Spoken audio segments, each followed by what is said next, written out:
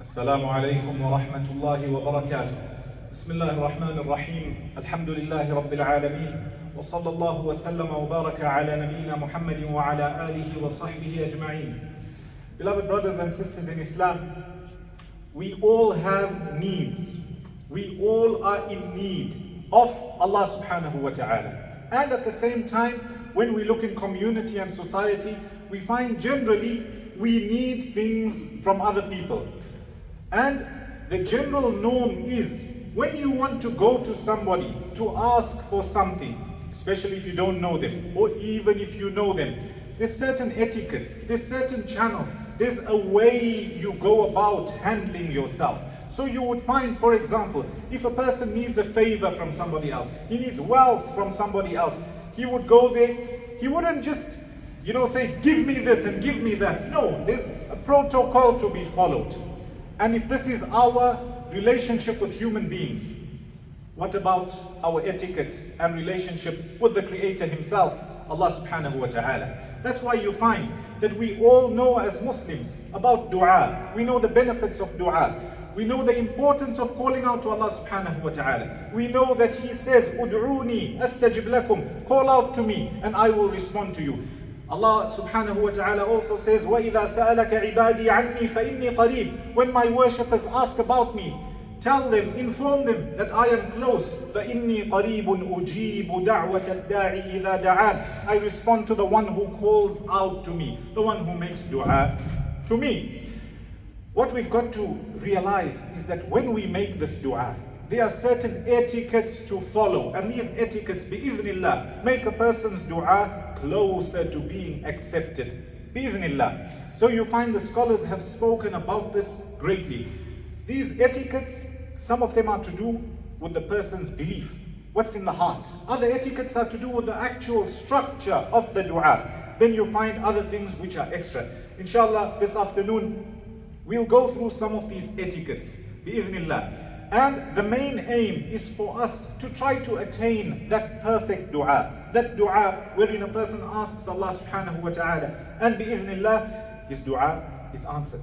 So you find the first thing, when a person wants to call out to Allah subhanahu wa ta'ala, obviously he's got to believe, he's got to have that conviction that the one who I am calling out to, He is one and He is alone, and He is able to give me whatever I want. Full conviction. Some people make a dua where they call out, but they don't have that conviction. They feel that my problem is too big for Allah to resolve. Oh, I'm asking too much. The first thing you have to start with is this conviction. Believe that whatever you want, Allah subhanahu wa ta'ala can give you. Also, you've got to cleanse your heart of any shirk, any association of partners with Allah subhanahu wa ta'ala. Obviously, as Muslims, inshallah, we are all away from any major shirk. However, at times, minor shirk creeps in. So, for example, you find that a person may be too attached to the means, too attached to a person. You know what, this person can solve my problem, this person is going to give me money, and they forget Allah subhanahu wa ta'ala. So we've got to cleanse the heart. We've got to have that conviction. When it comes to the dua itself, you've got to have concentration. Coming to the structure of dua. When you call out to anybody, when you go to somebody, there's a protocol you follow. Same when it comes to dua. It's recommended, highly recommended, that when you want to start your dua, start off by praising Allah subhanahu wa ta'ala. Glorify Him. It could be with anything. Look at Surah Al-Fatiha. Surah Al-Fatiha contains one of the most important, if not the most important dua, which is Ihdina as-sirat al-mustaqim, guide us to the straight path. But this dua, it doesn't start off, Surah Al-Fatiha doesn't start off with this. No, we start off by praising Allah subhanahu wa ta'ala. We praise Him for Him being the Lord of everything that exists. We praise Him again by acknowledging His great names and attributes, calling out to Him by the fact that He is Ar-Rahman Ar-Rahim, the most merciful, the most beneficent. And we also acknowledge His power. He is the only King and owner on the Day of Judgment. So when you starting your dua, start off by praising Allah subhanahu wa ta'ala. Thereafter, many of the scholars recommend that you send blessings and salutations upon Muhammad sallallahu alayhi wasallam. There are some ahadith which have been mentioned regarding the virtue of sending blessings and salutations upon Muhammad sallallahu alayhi wasallam, especially in your dua. So first off, you start by praising Allah subhanahu wa ta'ala. Then you can say, for example, Allahumma salli wa sallim ala nabiyyina Muhammad. The bare minimum. If you want to go more than that, no problem. Thereafter, get into the actual dua. Many of the scholars recommend, don't start asking straight away. It's allowed, but cleanse yourself first. When you've got something that's dirty, you don't just go and shine it immediately. You first remove the dirt, then you shine it, then you polish it. The same way, all of us have sins. So they say that cleanse your slate, clean it. How do you clean it? With istighfar. Ask Allah subhanahu wa ta'ala to forgive you. Remember your sins. Ask Him the fact that He is the most merciful. He is the one who forgives. He loves to forgive. Imagine, you are getting onto, we could term it, good terms. You're trying to get closer to Allah subhanahu wa ta'ala. You've praised Him. You've acknowledged the Messenger sallallahu alayhi wa sallam. You're starting to say, oh Allah, I am your weak servant. I've got so many sins. And using the du'as that are in the Quran and Sunnah is even better. For example, La ilaha illa anta subhanaka inni kuntu min al-zalimin. There is no one worthy of worship, no deity worthy of worship besides Allah subhanahu wa ta'ala. And oh Allah, I am from those who have oppressed myself. Forgive me. So a person after that, then it's recommended to then ask Allah subhanahu wa ta'ala.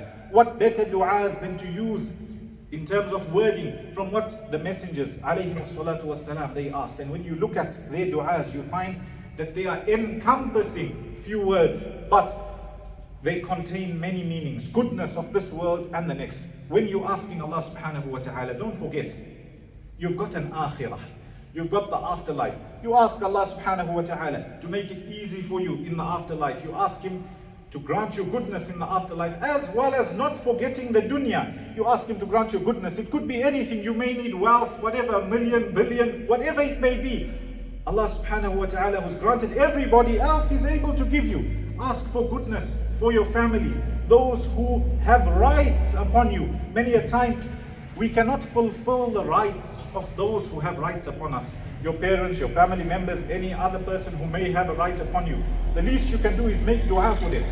Ask Allah to forgive their sins. Ask Allah to forgive you for the fact that you have a shortcoming when it comes to fulfilling their rights. Ask Allah subhanahu wa ta'ala for the goodness of this world and the next, for yourself, for your future generations and progeny, as well as all the Muslims. Ask Allah subhanahu wa ta'ala for that. Also, don't forget that after this life, you've got a qabr to go to, you've got a grave to go to, and then you've got the akhirah. Then a person ends off with some of the ad'iyah, some of the du'as which are again encompassing. And the last thing he can say or do is send blessings and salutations upon Muhammad sallallahu alayhi wa sallam. For example, saying, wa sallallahu wa sallim ala nabiyyina Muhammad wa ala alihi wa sahbihi ajma'in. When it comes to dua, it doesn't have to be in the Arabic language. In whatever language you want to make dua in, call out to Allah subhanahu wa ta'ala. Don't forget, when you're making dua, have that humbleness, have that humility. Know that you are calling out to the King of Kings. Try to actually ponder over that, feel that. And at the same time, when you're making dua, raise your hands up to Allah subhanahu wa ta'ala. It's mentioned in some ahadith that Allah subhanahu wa ta'ala does not return the one who's raised his hands up. He does not return him empty-handed. So you can raise your hands. Try to face the qibla. Be in a state of wudu. And look for the times where dua is more likely and closer to being accepted. So you find on the Friday, it's mentioned that there's an hour. An hour here means a period of time where dua is accepted. Some of the scholars mention that it's when the imam gets onto the mimbar until he makes salam. Others mention it's the last half an hour, just before Maghrib. Whatever the time may be, look for it. There's an hour in the night where no Muslim happens to be asking Allah subhanahu wa ta'ala for any goodness except that He gives them. Between adhan and iqamah, dua is more closer to being accepted. Don't forget also to give a sadaqah, to give some sort of charity, to do some good deed. All this in the hope that bi'idhnillah, your dua will be raised and your dua will be accepted. My dear brothers and sisters in Islam, when it comes to dua, there are many etiquettes. of dua.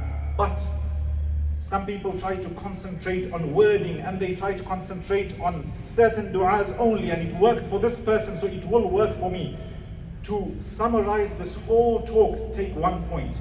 If you are truthful with Allah subhanahu wa ta'ala, you are sincere and you have conviction, no matter when you call out to Him and what you call out to Him, bi'idhnillah, He will answer that dua. We ask Allah subhanahu wa ta'ala to make us from those whose dua is accepted, and we ask Him to make us from those who call out to Him alone. Ameen. Wa sallallahu wa sallam wa baraka ala nabiyyina Muhammad wa ala alihi wa sahbihi ajma'in.